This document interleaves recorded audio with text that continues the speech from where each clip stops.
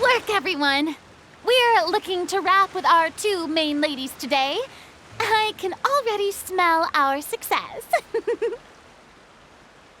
do you mean, looking to wrap?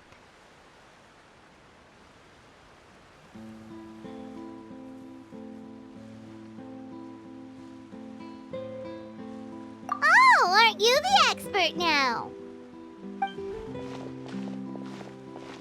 This upcoming scene is the two musketeers' final confrontation with the Baron.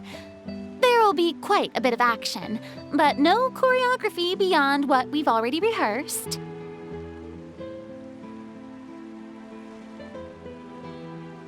Anyway, get ready. Lights, camera, action!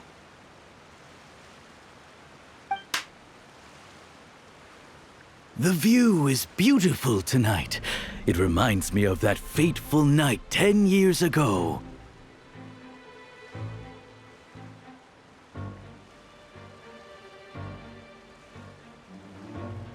And now that I've said it, I can even make out the faint fragrance of herbal tea in the air. Enough, villain! It's time that you pay for the death of our mother!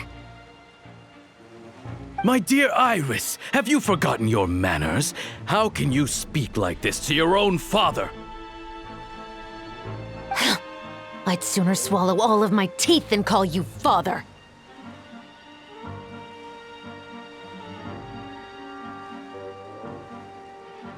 What did I expect? Seems the daughters have turned out to be just as obstinate as their foolish mother.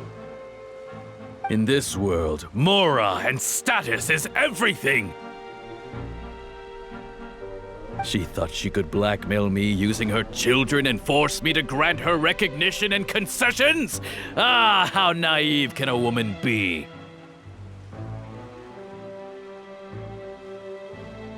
Mother never asked a single thing of you. All she wished was for us to live a peaceful life, just like the others.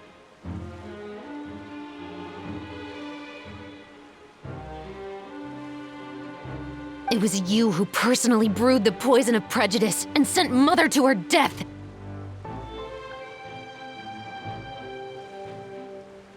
Compared to that deadly poison, the two bullets that will soon pierce through your heart will be like sweet mercy!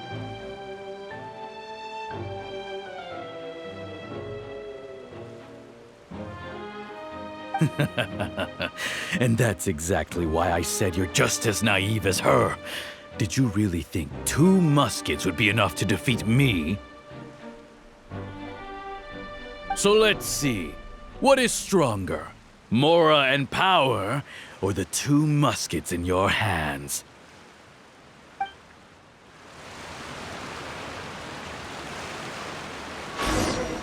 Get them! Tulip! There are too many of them! It'll be okay! We'll cover each other, Iris! And Mother will be watching over us, too!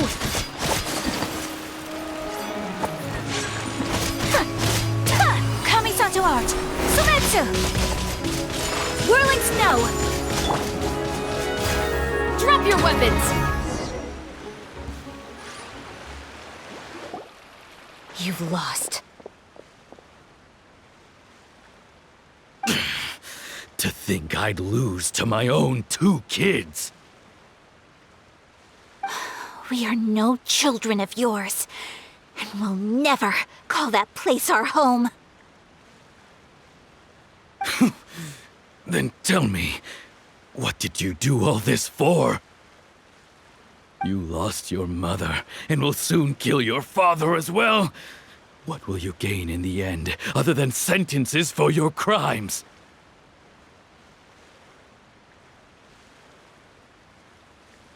We will gain our long-awaited justice.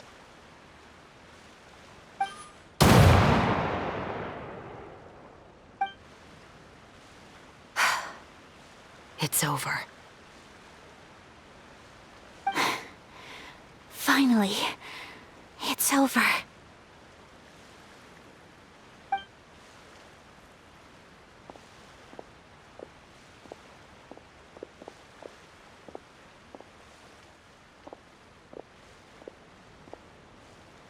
So, where will you go now, Tulip?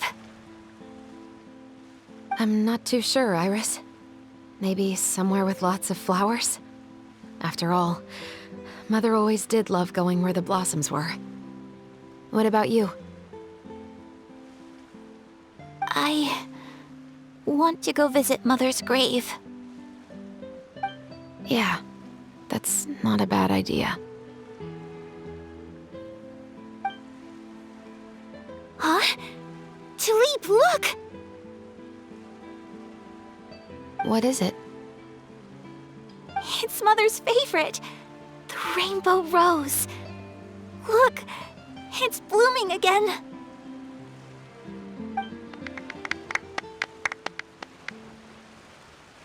Excellent! That was beyond mesmerizing. Even I didn't expect the scene to go so well. And we got it in a single take. All right, everyone. We've got a wrap for Tulip and Iris. Congratulations, Ayaka and Chevres!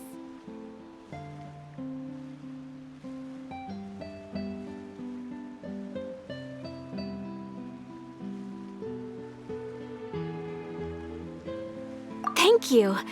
I didn't expect our parts to wrap so quickly. I wish I could savor the experience for just a bit longer. Paimon totally understands. Paimon's not ready to say goodbye to the clapperboard either. Filming has really been a lot of fun.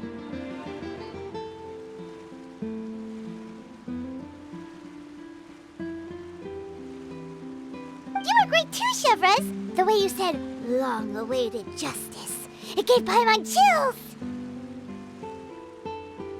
That is indeed my favorite line in the whole book. I still remember trying to act it out in my room the first few times I read it.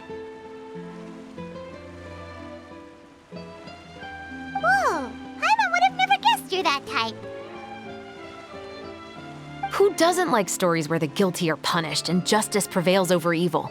Don't forget, I'm the captain of the Special Security and Surveillance Patrol.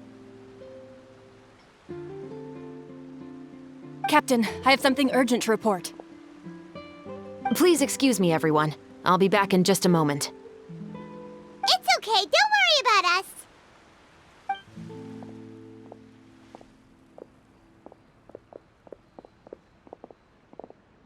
Oh? Was she whisked away by work already? I was just about to tell her how great she did. It seemed like some urgent official business. Then perhaps we should thank the stars that we were able to wrap both of your parts so quickly today. Switching around the filming schedule would have been a real pain. Anyway, I actually came over to let everyone know that we're all done for today. You can go home and get some rest. And one last thing, Miss Ayaka. Your acting skills today were immaculate as always. Are you sure you won't consider taking up full-time acting? See, I just happen to know this great troupe that's still looking for a lead actress. Thank you for your kind words, Director Farina. Unfortunately, there are still many matters that I have to take care of back home at the Yashiro Commission. I cannot remain in Fontaine to pursue an acting career. Nevertheless, I will make sure to treasure this incredible opportunity in my heart. Oh, that's a shame, but I understand. Just let me know if you ever change your mind. I believe it's also about time for me to take my leave. But hopefully I'll see you on set over the next few days. Even though my part's wrapped, I'd still like to swing by and help out the crew. See you tomorrow, Traveler and Paimon. Yep, see you tomorrow! Well, what should we do next? Maybe we'll go investigate the case some more with Chevres today. Traveler, Paimon, please come with me. Huh? Where are we going? You could say, That our ship has finally chanced upon one of those small, remote islands of intel.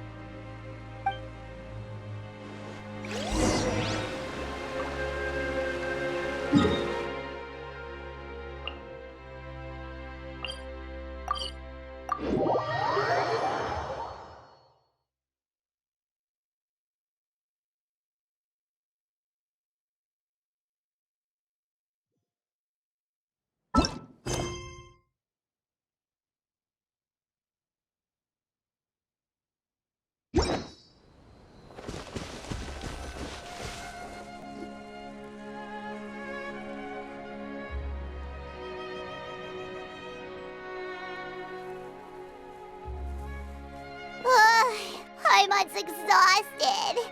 Paimon definitely didn't expect having to float this far after a full day of filming. So, Chevres, why did you take us here? Affirmative. It wasn't anything conclusive, but it should show us a clear way forward.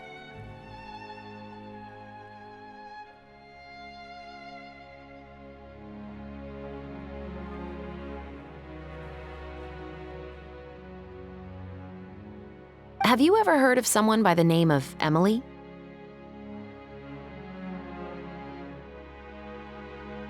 Oh, you mean that famous perfumer? She's a good friend of mine. She's lent me her aid several times in the past to resolve some difficult cases. After I discovered the rainbow rose at the scene of the murder, I sent it to her. After all, she's probably the foremost expert on flowers and scents in all of Fontaine. And then? There was nothing remarkable about the flower or the trace amounts of soil left on it. But according to Emily, the rainbow rose left by the killer was derived from a very rare cultivar. Huh. Paimon didn't know that there were different varieties of rainbow rose. Paimon just thought they grew everywhere in the wild. Flowers that are deliberately cultivated will always show some different features from those that bloom in the wild. We already knew that the rose left at the scene belonged to a special cultivar, but with Emily's expertise, we were able to pinpoint the place where it was first picked from.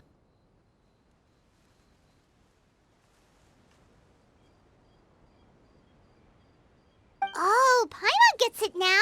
So whoever first planted that rainbow rose was probably the killer. Precisely. And after we checked what we learned against some sales records from the past, we discovered that there's only one person in all of Fontaine who could grow and sell this specific cultivar. Really? And who is it? It's the novelist. But didn't you say he had an alibi? To be clear, I haven't changed my mind about him. I still don't think he was the one who pulled the trigger. However, that doesn't mean the true culprit never visited him at his home or never purchased a rainbow rose from his garden. Whatever the case, we will have to confirm a number of things with him. So you mean the next place we need to go is... Yes, we're going to pay him a visit at his home.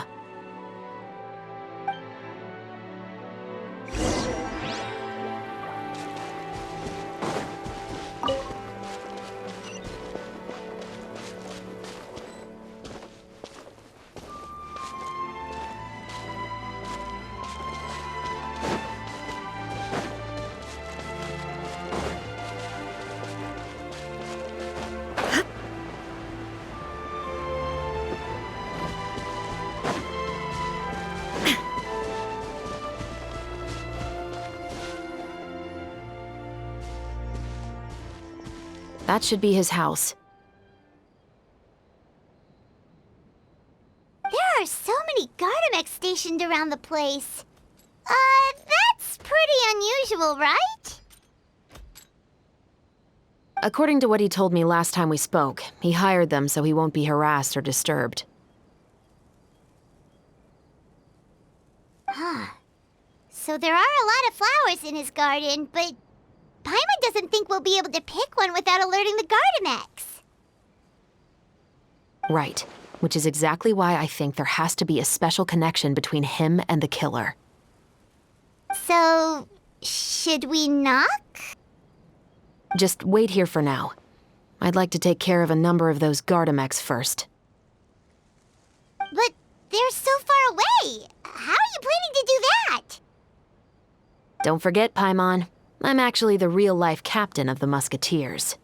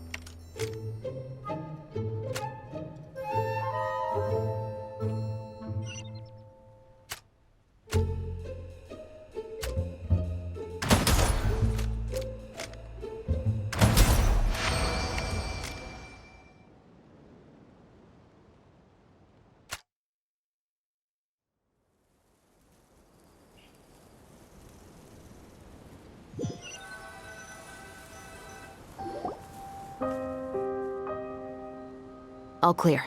Let's go. Wait! Paimon's a little nervous now that we know he could be the killer. Can we go over our plan of action again? I'll go knock on the door and make sure it's safe inside. Once we're sure that we're in the clear, I'll ask him to come with us for a quick round of questioning at the guard's headquarters.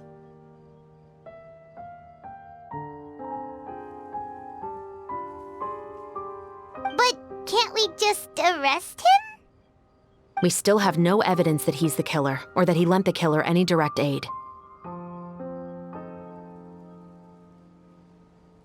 Still, it would be appreciated if you could pick a rainbow rose from his garden for me while I'm talking to him.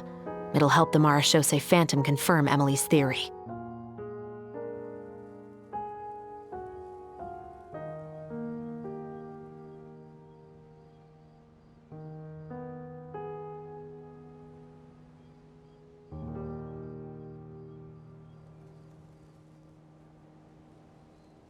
Sure, no problem. Just be careful, Chevreuse.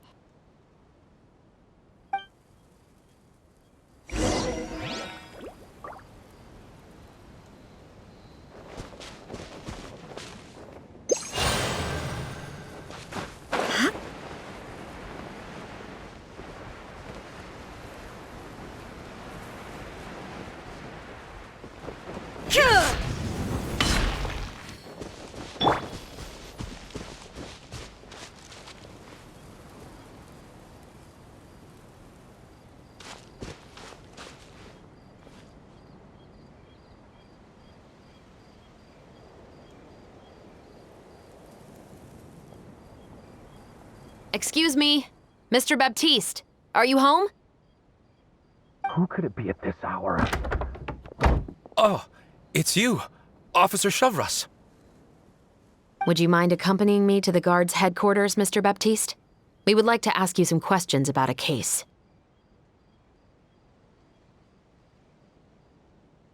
Oh, is it still regarding the murder case from before? I cannot confirm or deny that at this time. So it is then. Listen, I need you to come with me, Mr. Baptiste. Miss Chevreuse, I'll save you the trouble. Oh, and you two over there? There's no need for you to pick my flowers either. It's not time for them to bloom yet.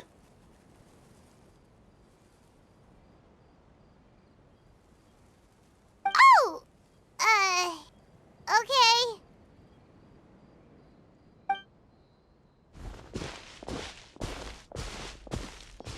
By saving me the trouble, you mean...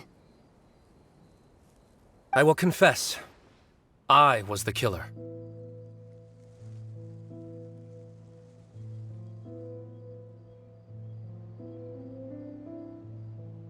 Huh?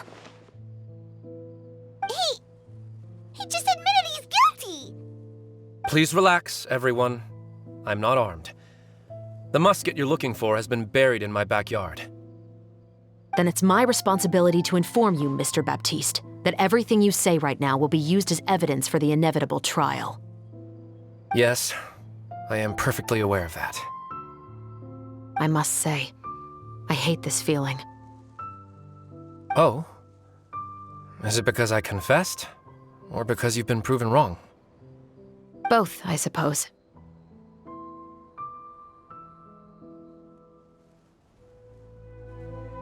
For the same reason as the one I wrote out in my novel, of course. I did it to exact revenge. I know you haven't figured out the link between the two of us. Had you done so, I'd have been taken away to the headquarters a long time ago. But that won't stop me from always remembering his grotesque face. After all, he was the one who killed my mother. Your mother is still healthy and well. You know, I was adopted as a child. I was referring to my birth mother. That was never recorded in the orphanage's records. Please forgive a 6-year-old child for concocting some lies to protect himself after watching his mother die right in front of him. So, your novel, it was like a record of your life? No, of course not. It was a work of fiction with many embellished parts. But I am indeed the illegitimate son of a wealthy and influential man who abused his power to murder my mother. That part was 100% real. But the man you killed didn't have a Mora to his name. He was a hired assassin, an irredeemable beast who sank his fangs into a defenseless woman just for a few bags of Mora. But if that's really the truth, you wouldn't be telling us any of this now. You still haven't managed to take revenge against your father, the true mastermind behind it all. I never thought I'd hear that kind of thing from the captain of the Special Security and Surveillance Patrol. I'm simply skeptical about your motives. It's simple, really. I've grown tired of everything and don't want to shoulder this burden anymore. You may have considered me too soft to pull the trigger. Well, as it turns out, you are exactly right. I've become overwhelmed by the aftermath of the murder. So you're going to call a stop to your revenge, just like that? The true mastermind is too rich and too powerful for me. I've accepted that I will never be able to avenge my mother alone. And so what? The characters in your book never gave up? Now, Officer Chavras, I'm the one who has killed a man, aren't I? Are you trying to convince me to commit another crime?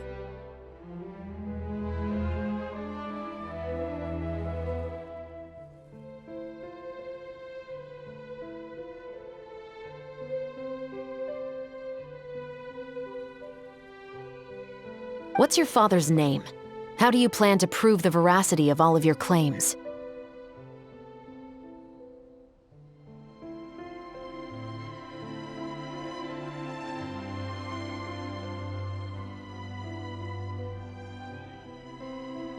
Well,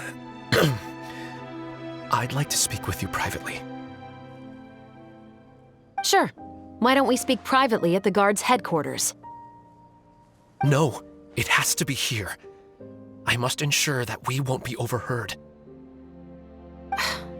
Fine. Let's talk here. When I said won't be overheard, I meant by anyone. I would like to speak with you and you alone.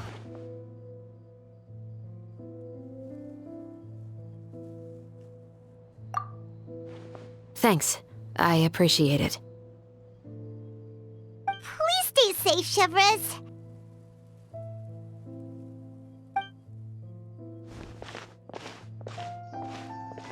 All right, let's hear it. Will you really believe what I'm about to say? Well, that depends on what you're going to tell me. Fair enough. Fair enough. Then listen closely.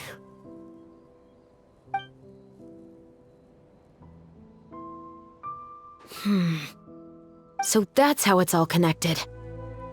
So, it seems you believe me after all. Do you want me to go public with this? No, of course not. At least, not right now. Then why did you bother telling me? You've read my work. What do you think? Even if you were to go public with all of this right now, he'd simply deny everything. It's been too long. Almost 20 years. Anything that could be used as evidence has long faded away. Even if there might have been a solitary island of truth once upon a time, it has long sunk beneath the waves by now. Justice will never find him. Not if you don't try. I know that as the captain of the Special Security and Surveillance Patrol, you will always stand on the side of justice. But do you really think a cushy life in prison really constitutes justice for him? I bet he could lead an extremely comfortable life in the fortress of Meripede. What are you trying to say? I've been observing you from a distance. Your portrayal of the musketeer was exquisite. Pull the trigger of justice against him. Let the villain get what he deserves. You want me to let you go so you may complete your revenge? No, Officer Chevres. I know that would be impossible. No. What I'd like is for you to perform the deed on my behalf.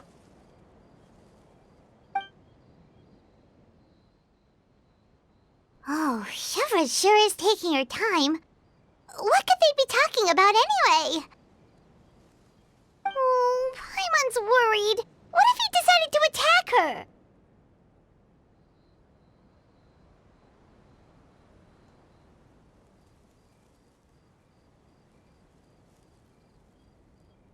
Oh, you do have a point. Still, do you have any idea who the rich person might be? And why the novelist doesn't want us to hear what he's saying to Chevres?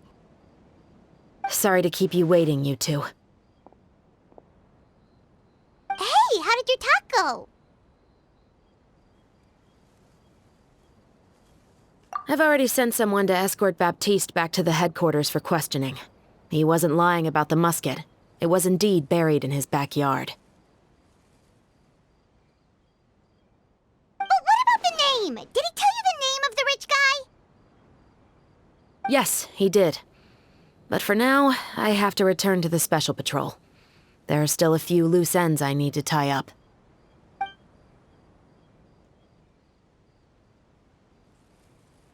I'll probably be quite busy over the next few days, so apologies if you don't see me on set. All right, Paimon understands if you can't tell us everything you know. We'll just keep an eye on the Steambird then. Actually, there's still something else I need your help with.